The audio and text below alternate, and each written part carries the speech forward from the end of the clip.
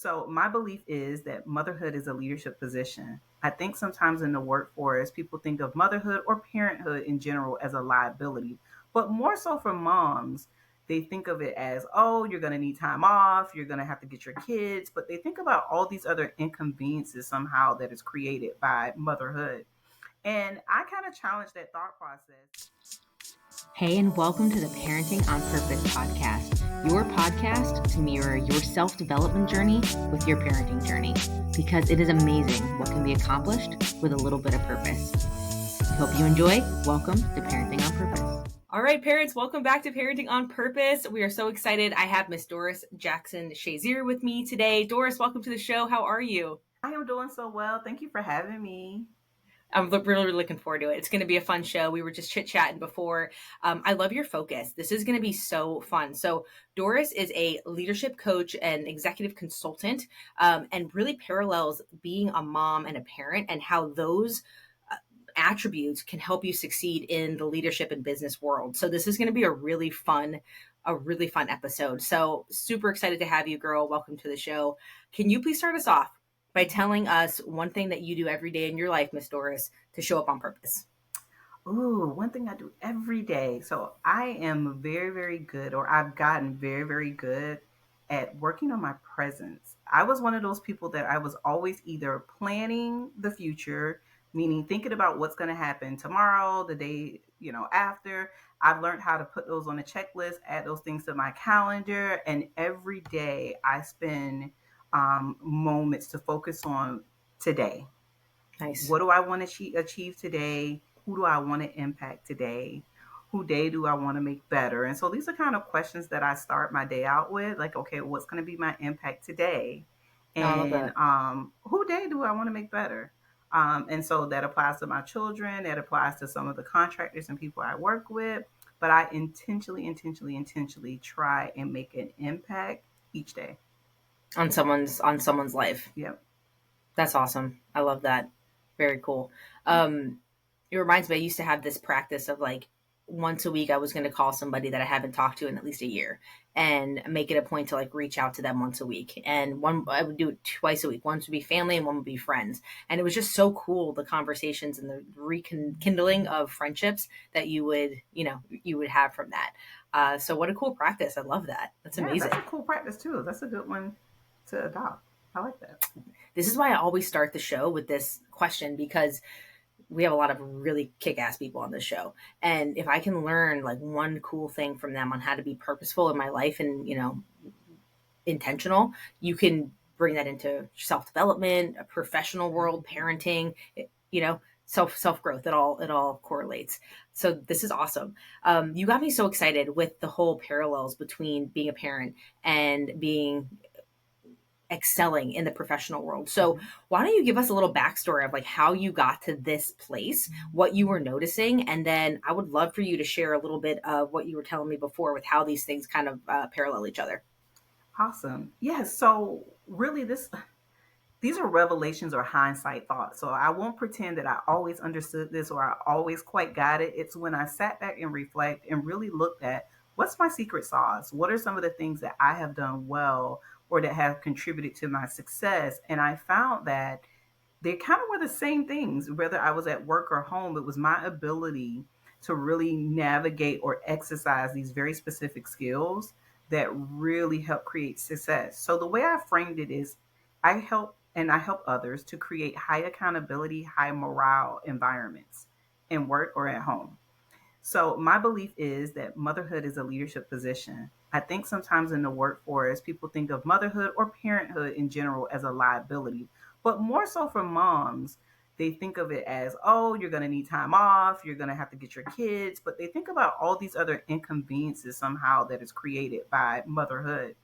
And I kind of challenged that thought process because I became a mom at 19 years old. I like to tell others that my first leadership position was being a mom.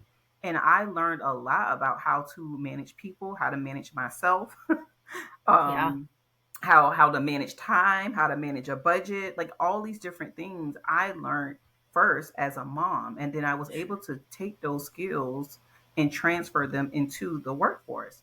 I've had the pleasure of working as at a management level, a district manager level, a regional VP level, and a senior director level for a major company. I've managed teams from 5 to 10,000 people. And literally, I've used the same skills that I use in my home in order to be successful in those environments. And so I just like to share with people that you don't have to do a lot of extra work if you can tap into the skills, the God given skills that you've already have, Wow. um, and apply them in the right situations.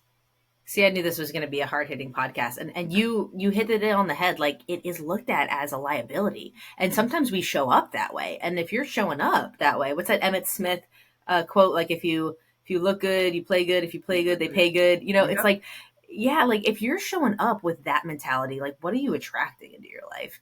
Um, exactly. yeah, that's amazing. Okay, so there's a lot I want to poke around with this. This is a big one.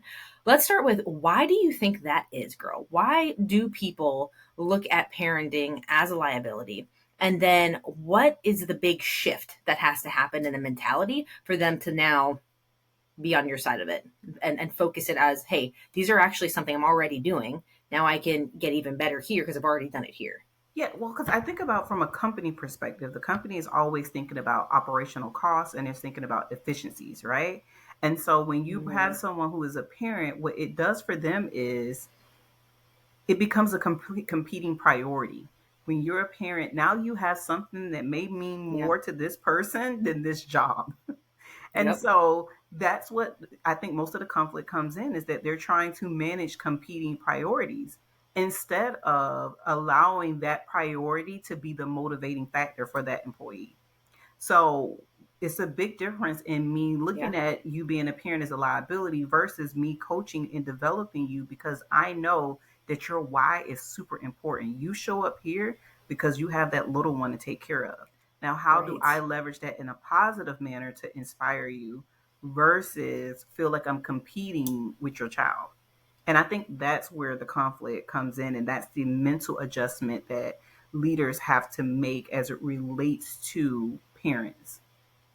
Wow, that is awesome. And you said you were, I know you're kind of been in like the larger company space, and you're Mhm. obviously a consultant for several size companies.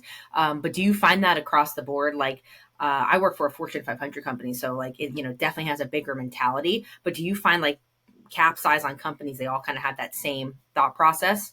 Well, I think some companies are, in any situation, like they're more evolved than others. So Exactly. there's Yeah, some yeah, people that get it, or they understand that you can't pour from an empty cup. So how do we fill your cup so that you can pour into others? I like to tell my clients, your your client or your guest or your customer experience will never exceed your employee experience. People can't give what they don't have. So if you want exactly. excellent customer service, if you want excellent clientele, then the first place you need to look is how you treat your employees so that they can deliver to other people what they're getting. Yeah. And so I think again that's part of the shift that has to happen. I think there are companies out there that understand that the better I take care of this employee, I get it all on the back end. And then you have some employees that they forget that they just want the end game and forget Mm-hmm. that you have to go through your employee to get there. So some people get it, but there are too many companies out there that still don't. Right. And it's like, the companies get it, or they have good people that get it, right? Because it takes a good Exactly. leader to make a huge, like a leader like yourself, to make a huge impact on a company. So you made some really cool parallels that I just want to play with. Like, one was, you can't give what you don't have. Like, if that's not a parallel to parenting, and your customer experience will never exceed that of your Employee.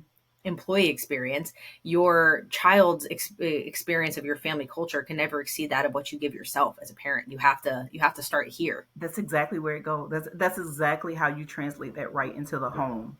That's Wow. exactly how you translate right to home. And so many people, there's always this debate of who comes first, the spouse or their child, and those type of things. And I kind of take on that same mindset in terms of my child experience won't exceed the experience that me and my husband create. And Love it. so if we're having a good experience, they're taken care of. So we take care of us so that we can take care of them.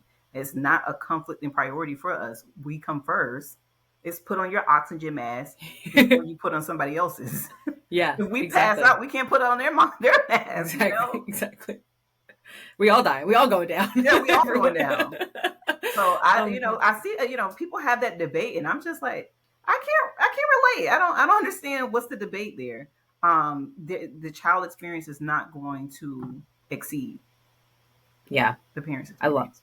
I Hmm. love that. You also asked me before we were started recording, like, what's your why? And I can see now as you brought that parallel into a company, right? Like understanding the why of the employee really helps to fuel. And I've been in a leadership role as well before, where I was also a district manager, and I was like right out of college. I was managing all these people that were way older than me, and Yeah. I'm like reading the leadership book, like find out what their why, you know.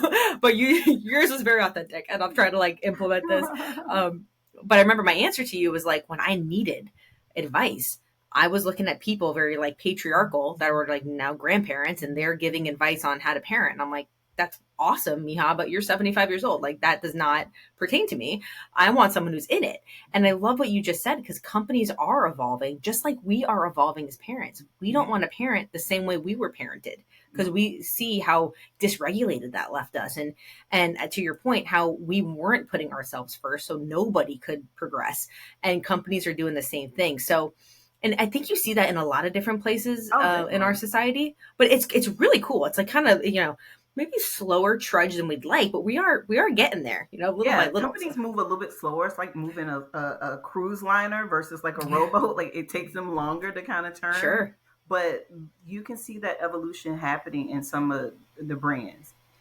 Yeah. So, and in my book, Raising Justice, that's really what I talk about. I talk about the journey or the conflict or just the thought process that comes along with trying to parent in a way that you weren't parented. love this. And how do you suspend judgment? How do you become more of an active listener? How do you allow a child to communicate in a way that you weren't allowed to when you were younger?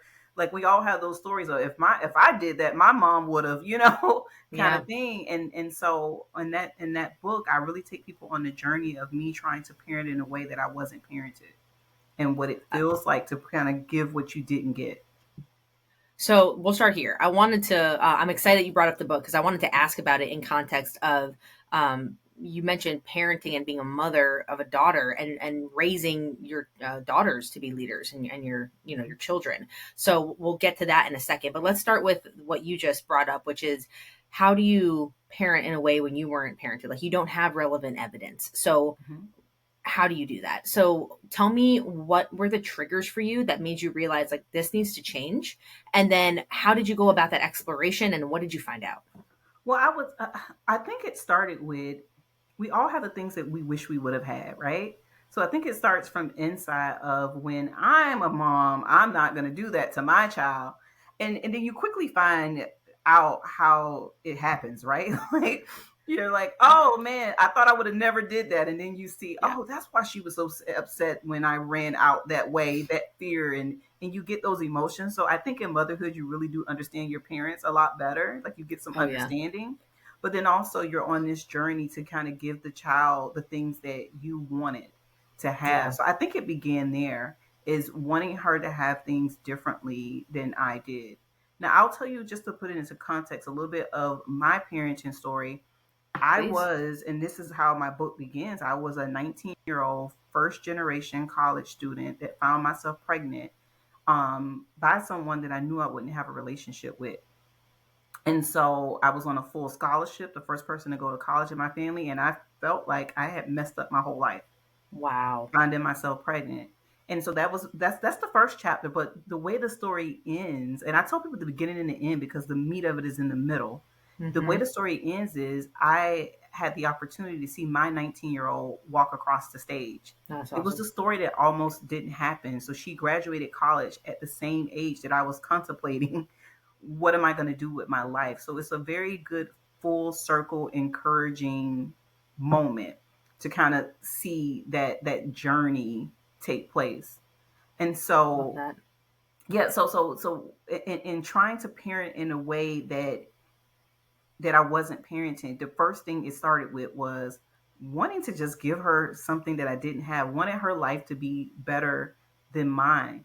I think the biggest thing that I had to do also is I never had a close relationship with my mother. I was raised by my grandmother, and I Okay. really wanted my daughter to have someone that she felt she can talk to about anything. That's awesome. And if you want openness in any relationship, man, it requires patience. It Oh yeah. requires suspending judgment because they're going to say something that you don't feel is right, but if you react to it, you may ruin Mhm. the next thing they may ever want to say to you again. So yeah, it's a lot of different things and Sure. triggers, but it started with me wanting to give her something that I didn't have. Wow, that's amazing. And what I can also read between the lines on is maybe it also started with you wanting to give yourself something that you didn't have, right? Like you want to give Yeah. her something, but I think sometimes you gotta hit rock bottom to be reborn from the ashes, and that was probably a moment where you were like I felt that into my heart, like when you were Yeah. telling me that story, and you were like, okay, why did I just feel like my life is over? That's not right. This is a blessing. So Yeah. what? Like I'm like a radical responsibility person, so I always Me say, too. what patterns did I create in myself that made me feel this way? And then when you can recognize that, you can release them as, are those really me, or are those patterns that I've subconsciously collected over the decades and that I can let go and create my own story moving forward. So you didn't highlight it, but you obviously went through that journey to be able to give her something better. And I just like my goosebumps. Like I commend that. That is so cool. Like, and One of the hard things for I people to broke off do. was perfectionism because I suffered from perfectionism. But when you're 19 and pregnant and not with the father, you can't really hide it, and so Mm-hmm. you're and so you really have to overcome and get over the perfectionist's tendencies or what people think of you, and you got to put one foot in front of the other. And It's awesome. so that experience, and I said this to someone earlier. Sometimes we break down before we step up, Sure. and so I broke down, but then I stepped up. Exactly. I didn't stay down. That's the thing. Yeah, yeah, yeah. I talk about with my daughter. One of the things that I wish I could have done a better job with her, and I didn't realize it until she was about 17, 18, was that she always saw me stepping up, but I had never shown her me breaking down. And Okay. so I started to see in her that lack of vulnerability or feeling like she Oh, always had to be strong. But that's the only face that I gave her. She didn't know wow. that I cried in the shower. Yeah. A- Wow. and so I got better about showing her vulnerability and that that's okay. And that, trust me, you've seen me step up, but I've broken down too, Wow. and how I've overcome. It's so true. I mean, I shared with you a little bit of our story. So my daughter is now 16, who was adopted into my life when she was 4. Like I see similar things in her, where she wants to be like this strong, and she is, right. Like she Yeah. has a business, and she's out there like she makes more money than some of the housewives in our neighborhood. Like she's out Yeah. there crushing life, and she's amazing. But like you want to raise whole people, Yes. like I don't want her to be like in her 30s, like going through this, like, come to Jesus moment of like, I want her to understand like all of you is perfect. It's okay. Um, Yes. so yeah, and I love what you're saying. It's like, we need to be okay being vulnerable and sharing what being whole looks like. We call it, I have to curse because that's what we call it, sitting in our shit. And That's a and good it's word like for it. it's real, but it's real. And like sometimes it'll be directed at each other, or sometimes it'll be introspected, where Mhm. I'm like, I need you to see me sitting in this right now because I don't know what to do about it, and I'm frustrated, and it's not your fault, and it's not daddy's fault. It's just a thing I'm going through right now. And then it becomes like, how do we do this together? And now I'm watching her, and I'm thinking of it in your vernacular. I'm watching her become a leader, and I'm watching her do it with our 4-year-old, Yeah. because she got to see you do it, and me, like your daughter, your kids get to see you do these things. So I never thought of it that way until you just said that, but it makes sense. No. For I just thought I didn't have the capacity to like hide it, so I just showed her. But it's smart to let her see the But breakdown. and here's another thing I'll add to that is one of my aha moments and things that I've learned over the years in managing people and in leading my children at home is certain things are taught and other things are caught. You don't even have to teach it and they catch on to it. And so again, when my daughter's about 17, 18, she started having, and it's in my book, mental health, like she's going through it. And then when we kind of removed all the noise and got down to what the root cause was, it was something that I taught her without even trying. Like she caught it Yeah, off of me. She yeah, she felt that she had to do things a certain way. And she says, "Man, you worked so hard. You pulled yourself out of this environment. You've given me a good life." And she felt the pressure to continue that, even though I never put it on her. I never taught Mm-hmm. her that. I never said it to her, but she was able to observe me and she caught that off of me. And then to Wow. not catch the balance of the Yeah. vulnerability part. So then I had to be more intentional about, no, girl, do you know I was crying in the car on the way here? Do you know I cried Mm-hmm. when I dropped y'all? I cried. I'm a crybaby. Like, you haven't caught on to that. Like, That's I'm like, awesome. I can't believe that you guys never noticed that, you know? And and I'm like, there's balance. Like, I break down. Yeah, I just don't for stay there. sure. Like, I just don't. I But love it it. happens. So it's okay to feel not okay and you get back up. You don't have to hide that. And so Right. I do a better job of telling that to them now. Yeah. And some of that might be inherent in you, like you're just not the kind of person who stays Yeah. down. But I also think like nature versus nurture, right? Aristotle's great complex. I think that can be taught as well. Yeah. Now, the crux is you got to self-teach it before your kids can catch it. Like I love what you said. There's being taught and then there's being caught. I think of that in my vernacular. There's two ways to break. You can break in, like someone's applying pressure from the Ah, outside and they yeah. break you in. That's negative growth, right? Or you can break out, which is like you're saying you can get up. Yeah. And that's what your daughter's doing is she's creating all you did was create a space. And now she's hitting the ceiling of that space and she needs to break through.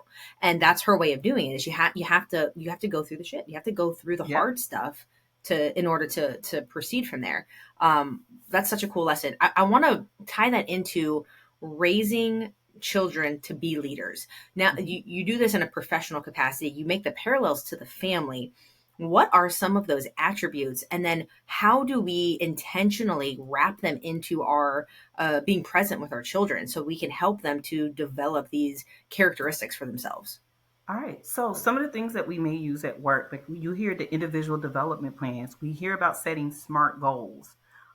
We hear about, how do you follow up? How do you reinforce behaviors? I use the same things at home. Mm-hmm. So I literally have a development plan for all of my children. There is something Wow. that I want them to achieve, either academically, socially, and then some of it Cool. I call it like homework kind of thing. Not homework that's issued from the school, but homework Yeah. in how I want them to be able to live and maintain their homes when they're older. And so I'm consistently teaching them those things. I think Love sometimes as that. parents, we just think of the day to day we're raising them. And Yeah. for me, it's just like I have a individual development plan for one of the people that work for me at work. I have a plan for my children at home. So that's again something that you take from the workforce and you bring that home. Smart goals and the way I Yeah. articulate expectations to my children, I articulate them in a smart format. I make sure I'm specific, that is measurable, that is time bound, all those Yep. things. And so I am teaching them those languages. So as they're catching things, So they're good. catching how to coach other people. And so my kids tend to be in leadership positions, or they tend to be, if they're running around in a neighborhood, they're at the front of the pack leading those kids because they're used to being coached. And so now they go out and coach others. And so it's, you take some of those frameworks and you bring it home, or you take some of that stuff from home and you bring it to work. I recognize effort. I reward achievement. That balances out the accountability and the morale. So maybe we haven't hit the goal yet, but I'm going to point out the fact that I see you grinding to get there. I love that. Same thing I would do with someone at work. So that's how I kind of intercede those things, but I use the same framework, same thought processes, and I just apply them in both settings. So I want to compliment you because I think it takes like a special person to look at a situation and say like these things actually overlap and I can make my life a lot easier and I can grow by like 1 + 1 = 5, right? Like by applying this like enough effort into both that I can use in both areas. And like so I think about if you're in a leadership role, it's easy to do this because you're already doing this at work. But Yep. what if you're listening to this podcast and you're doing shift work and right now like you're in it and you're grinding? Well, you still can leverage the opportunities as a parent to now do these things. It's like Doris said, her first leadership position was being a mom. Yep. And you can still gain an efficacy and a competency in these things and then that can translate to work. Yep. So I just love that. Yeah, I think I love the way you summarize that because I firmly believe that if you aren't in a leadership position just yet and you want to get there and you're a parent, guess what? You're already in a leadership position. I say tweak your resume I because love it. uh, uh, you know how to manage a budget. about time management. You're responsible for a whole life out here. Like, how can you translate those things into the workforce? Yeah. Trust me, I'm sure you can. Absolutely. That's Mm-hmm. awesome. So I want to circle back to the IDP, the individual development plan Uh-huh. for those of us who for those of us who are not in the box. Yeah. um, and I do something similar with my kids, and we look at it from a psychology development standpoint of we are walking in tandem on this path of life, but their goals, which we have them pick, are all going to be different than my goals. Like my Mm-hmm. goals is, obviously growing and scaling this podcast and making as much of an impact. And that's like my 5 year, like long-term goal. My daughter has a different one. My 4 year old has a different one, and they're Yeah. all developmentally age appropriate for who we are, Yep. but they're all something that we strive toward. So I want to understanding like that's kind of how I've used this in my life. I want to learn more about the way you apply your IDP. So when you're talking to your kids and you're coming up with their homework or how they're going to develop their culture in their own home, is this something that you have like a format? Do they have a say in what the measurables are? Like, give me Yeah. a little bit more. This is really cool. Yeah, so definitely they help to lead the process. So it's a collaborative experience. Yes, That's I'm there cool. guiding them because ultimately I want to raise whole people. Like you said Yeah. earlier, I want to raise whole individuals, but I also want to raise leaders. So I have my daughter, who's my oldest, but I also have three sons. And I think about what their future role is going to be in this world. They're going to be husbands, they're going to be fathers, they're going to have to lead other people. And they're not going to be good leaders if I spend their childhood diminishing their leadership skills or qualities or not allowing them to practice. So Yeah. I asked them, what is it that you want to accomplish this school year? That's kind of usually how the conversation starts. What do you want to accomplish this school year? What do you want to be good at? I have one of them, he wants to have a starting position in football. My Nice. other one, he's a senior year. He wants to make the high school basketball team. He Oh, wanted to have a part-time job, and so he's doing his conditioning and he's working his part-time job. He's graduating this year. We're thinking about what it looks like afterwards, but it really starts with what is it that you really, really want? And then I kind of guide them. But I'm that parent that my teens have taken the Strength Finders assessment to I love really it too. understand what their strengths are. As someone in the workforce who's hired and worked with a lot of people, I find that that's one of the things that people struggle to articulate is what they're good Yeah. at. Yeah, you're So right. one of my goals with my 11-year-old is to build his confidence and also help him to identify and articulate what he's really good at. Because too often they can articulate what they're bad at because Of people always course. tell them. Right. And I'm With a like, lot guess of what? relevant evidence. Yeah, With a yeah, lot of yeah. And it's really like, guess what? You don't have to focus on what you're weak at. There'll be enough No, people in the world that'll tell you that. You don't need that in your own voice. I need you exactly. to be able to confidently articulate what you're really good at. And so we're working on that with him. So the goals vary, is different per child. My oldest, who's 20, we have a different set of goals for her Of and course. what she wants to achieve. And then I see how I support. So with her, some of my things are more like an accountability partner. Like, Exactly. would you like me to remind you? How would you like me to bring up that conversation? Are you asking Oh, for I my love this. advice or are you just venting right now? So it looks different there. And so, yeah, each one is individually. But it seems like you're taking a very coach role where you're letting them figure it out. And I think that there's an age, and it's a great debate on when that is because it Yeah. depends on your culture and your family and all the things. When you stop guiding and you start coaching as a parent, when Yeah. you stop being the tactical guide and you just let them and you help push them along. I guess you are guiding, but it's more of like a Yeah. mentor or a coach versus like authoritative top down parenting. So I want to tie that back in to what you were saying before with leadership skills and accountability and following up. Yeah. So I really love this. I'm gonna tweak how we kind of implement this and then kind of add on to it because if they can come up with a goal for themselves, they can come up with a plan to get there in a pathway. They can come up with touch points and Mhm. then they can tell you as a parent how they want you involved. Like they have taken full accountability for this and now your goal as a parent or your role is to help guide them and It's so much take easier. well one it's easier and then you take Doris's Yeah.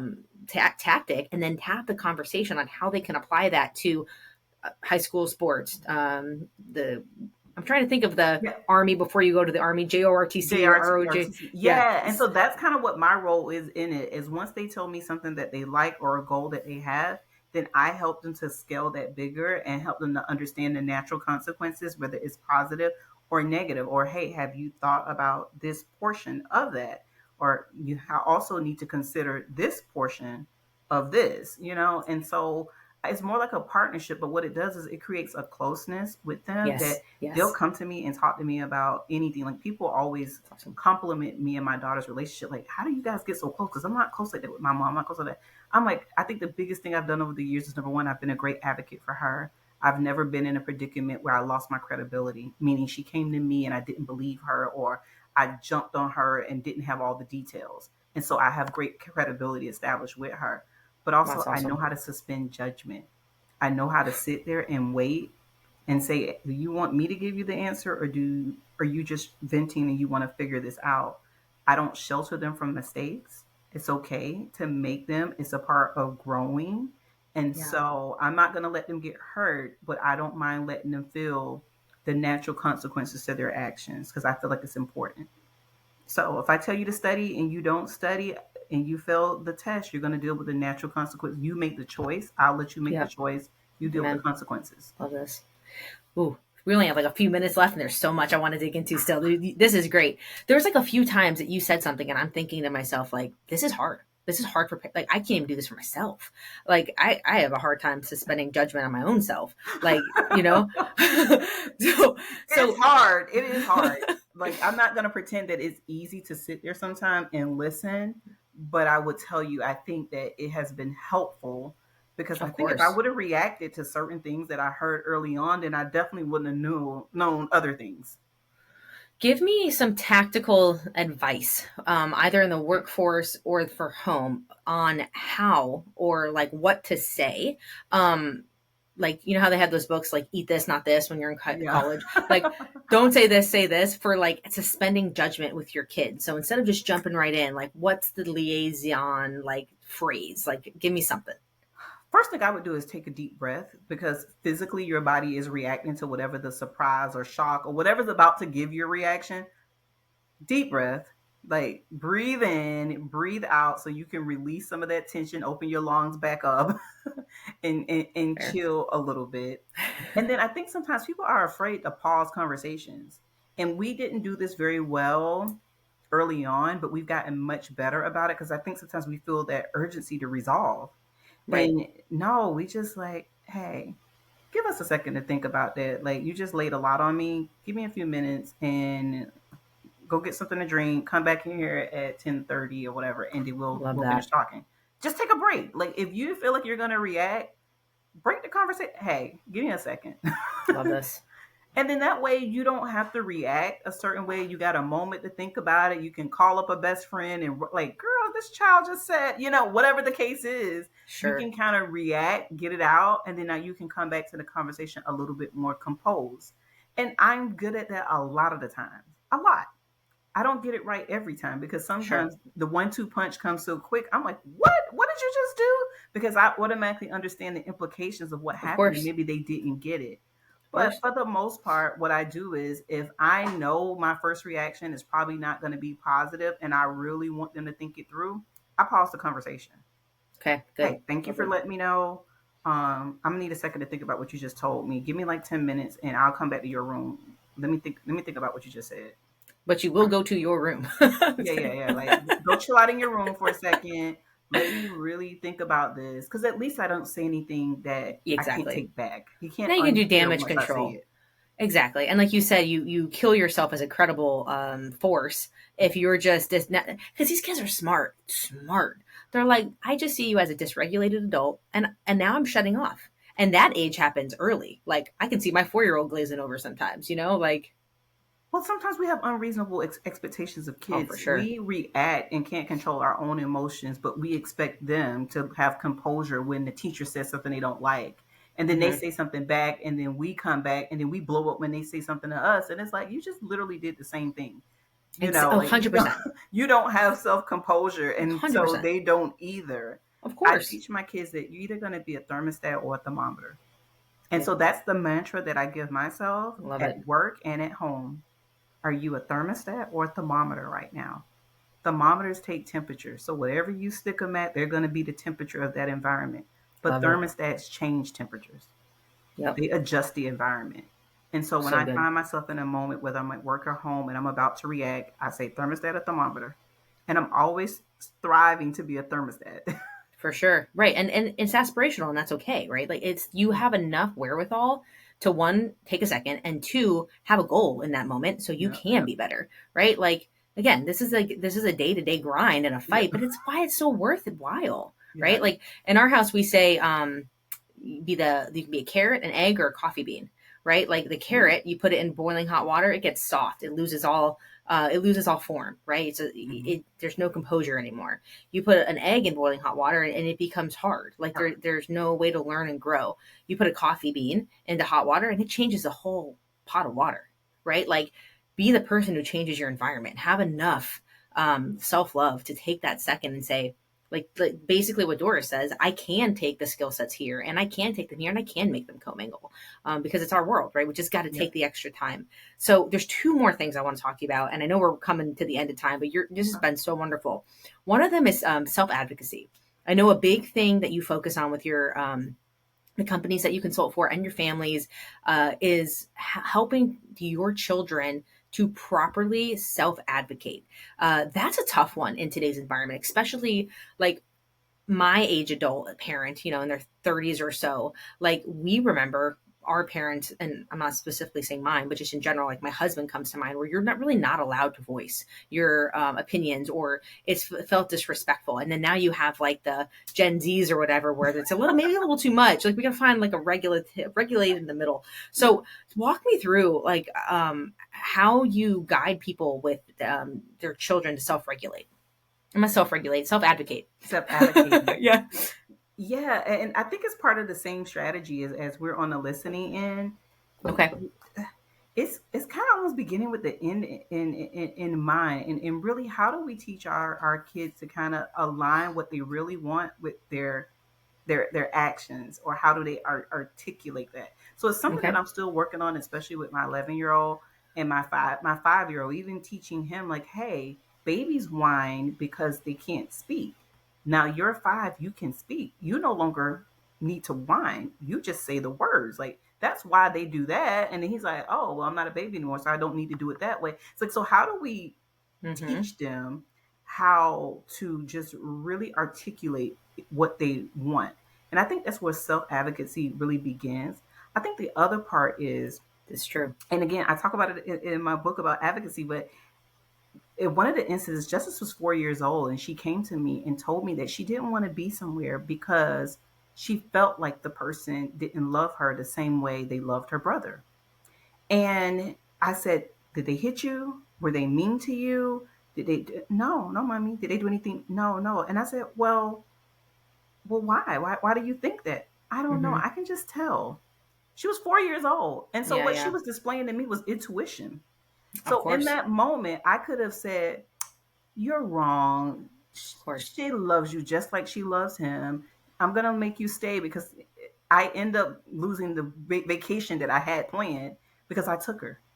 She asked It's to come and awesome. I took her. So what I did was at 4 years old, I honored her intuition. And I think Honored and love sometimes it. parents don't do that. We get dismissive. We say it Sure. doesn't make sense.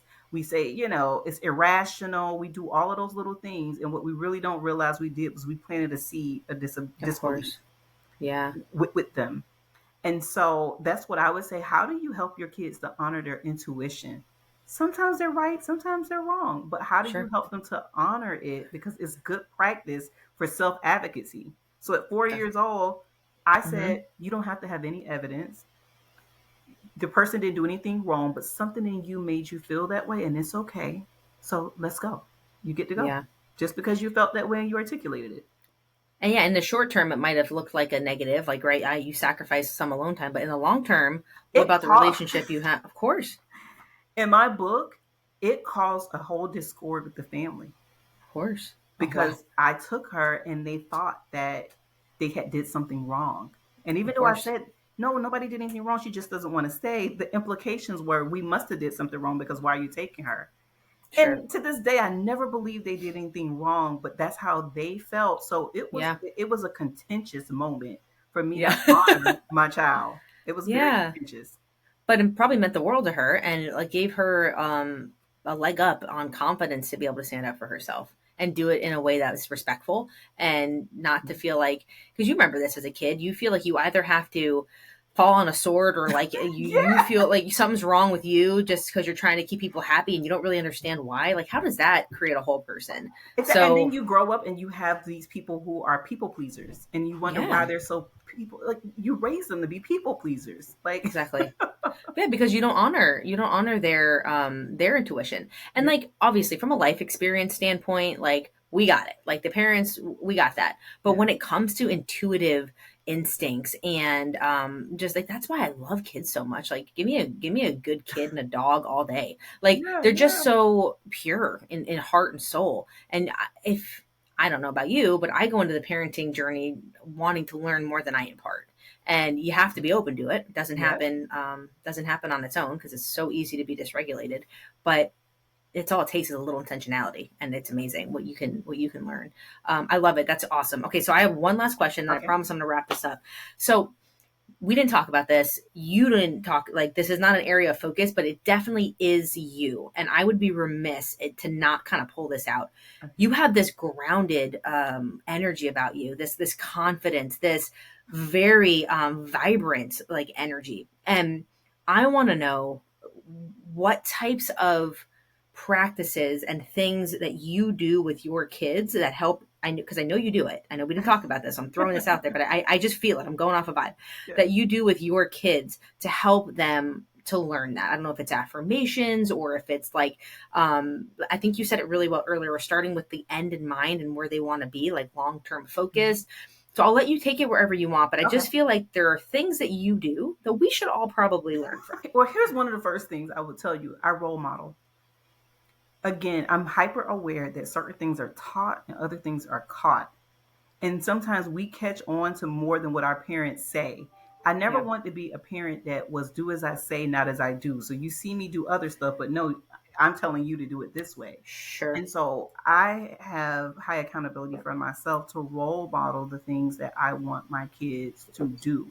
So if they're going to catch something off of me, I'm making sure they're catching the right things. So I think it Nice. starts there, to be honest with you. Love it. And I'm humble. I'm very humble in terms of when I make a mistake, I try to be very transparent about sharing it.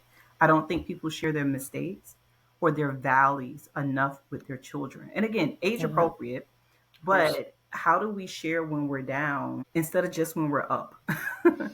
And so, because that's where they learn, that's how they Yeah. learn that life is going to have moments that are down and it's not the end of the world. And some of these people, again, they have social media. They're caught up in what the end game looks like. They're caught up what success at the end of it looks like because nobody does a reel of where they started. Yeah. Yeah, we graze over that part. And so I think there's some intentionality there with sharing. Right now I'm building this business. I left a six-figure salary. I left direct deposits every 2 weeks for the past 20 years to build a business that I believe in. And Yeah. It's so awesome. they see me in here building this business. They're stuffing envelopes with the books. They're seeing the grind that it takes to they saw the things I could do versus the things that I have to say we're not going to be able to do it this time. They're seeing the sacrifice, and Awesome. I'm not sheltering them from that. So I think that's what we have to do is certain things are taught, but other things are caught. How do you live authentically and show them the processes that you want them to be able to execute later? How do you have open conversations? I grew up where stuff was grown folks' business, and there still are Yeah. things that are grown folks' business. But I will tell you, I talk and expose my children to a Exactly. lot more things because Of I course. want to get their wheels turning early. Yeah, there's so much here. I could talk to you for hours. I love this. This was so good.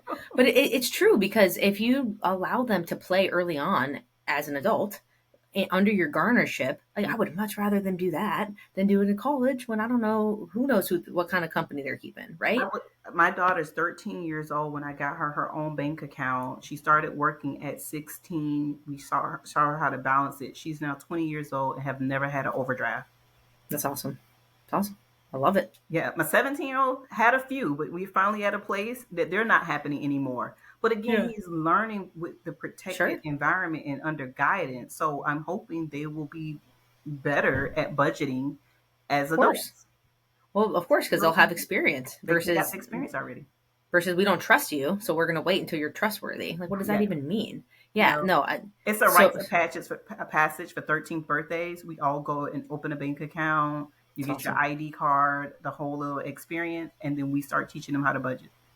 That's awesome. See, I love it. And the cool thing is, there's no right answer, right? Like, No. my brother's in real estate, so for my daughter, it's she has investments, and when she becomes 18, she wants to buy her first rental property, right? And she has a goal for it, and we're getting her to where she needs to be. So every family's different. Yeah. Every goal is different, right? And the cool thing is, like, I always had certain things figured out as a kid, but other things I didn't. And I'm not waiting for me to figure it out in order to teach my daughter. I Yeah. want her to learn alongside me so that she can start where I ended off, and then she can get even better from there. I So love that. this is awesome. All right, so let's wrap this up because this is much longer than our normal podcast, but you're just so much value. I know you have a book. I can't wait to read it personally. Thank you. Where can people find you? What are some of your offerings? Tell our audience where they can engage with you. All right. So, easiest way to find me is my name, DorisJacksonShazier.com. And I have a bunch of information over there. It'll also connect you to my business page, which is ShazierCoachingConsult.com. Awesome. And so, what I offer, I'm a leadership coach, management consultant. So, I run a full on consulting firm where I partner with companies of all sizes to help with any of their people problems. You got a people problem, I probably have a solution for you, right? Cool. And I am a great partner to executives and people in senior leadership roles as they want a thought partner to kind of help them through some of the nuances of leadership. Again, I've led teams as small as five, as large as 10,000. All right. And if you're looking for the book, Raising Justice Lessons Learned Through Motherhood, is available on Amazon. You want an autographed copy, it's available on my website at dorisjacksonshazier.com. Lastly, I am very vibrant on social media. So you can find me using my name on Facebook, definitely LinkedIn. I do a weekly blog every Monday called High Accountability, High Morale in Business and Love Life, where I this. give Love leadership this. and parenting advice. I'm on Instagram and TikTok. Man, you are my hero. I'm gonna be like you when I grow up. Yeah. I can't even get Thank my you. measly post This out is once what a week. happens when I left corporate America. It's like, oh, I can do a bunch of things now. Yeah, exactly. All this time. Wow, that's impressive. I brushed my teeth this morning, so there. Raise you. Just kidding. Hey, all things count. All things Just count. kidding. I got a 4-month-old, so we're just going with what we can. You're up. You look great. You're Oh my fully god. dressed. Yeah. Hey, Exactly. Oh, that's awesome. You can only see from here up. Fair. I'm just yeah, kidding. I yeah. do have pants on. That's awesome. Great milestones. Those are good Yeah. milestones. This was great. Doris, thank you. So enjoyed. I feel like I've known you for years. So thank you for coming and sharing your heart today. I love that you so seamlessly tie all of that in. And it's no wonder why you're so successful. And I'm excited for the people who take advantage of reaching out to you because I can tell they're going to learn a ton. Parents, we love y'all. So fun to share this time with you. Keep the comments coming. Keep letting me know when you interact with some of the speakers that you've met here. It really warms my heart and it's the best. I love it. It's my gratitude for doing this. I so appreciate it. And you guys know the deal. We'll see you next week. Until the next perfect time, everybody, stay beautiful and stay inspired. See you guys. Thank you.